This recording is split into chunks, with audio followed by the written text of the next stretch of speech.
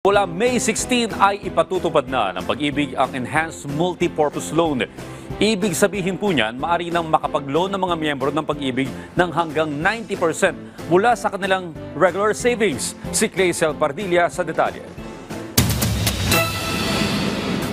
Naitawid ng teknesya na si Melvin ang pambayad sa matrikula ng kanyang anak at iba pang gastusin sa gitna ng kagipitan. Nakautang kasi siya ng 20,000 piso mula sa Multipurpose Loan o MPL ng Pag-ibig.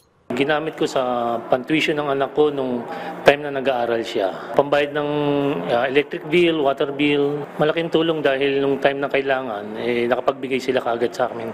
Ang magandang balita para sa mga miyembro ng Pag-ibig, simula May 16, ipatutupad na ng ahensya ang Enhanced MPL.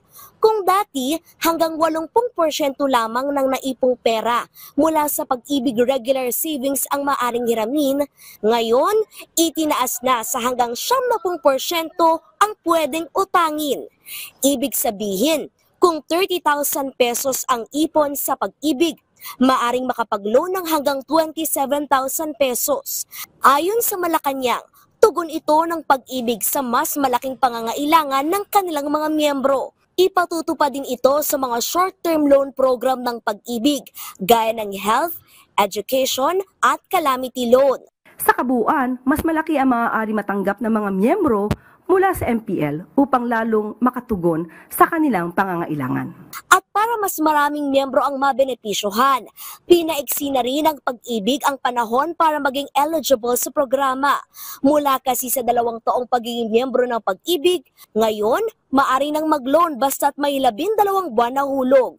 Dahil dito, mas maaga ang maka-access ang mga ng pondo ang mas nakakaraming miyembro para sa kanilang mga agarang pangangailangan.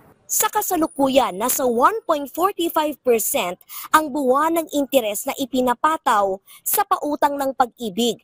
Katumbas yan ng higit 14 pesos na tubo sa kada 1,000 pisong utang na maaring bayaran sa loob ng 1 hanggang 3 taon. Noong 2024, papalo sa 70.3 billion pesos na cash loans ang inilabas ng Pag-ibig sa higit 3 milyong miyembro nito. Claycel Pardilla para sa Pambansang TV sa Bagong Pilipinas.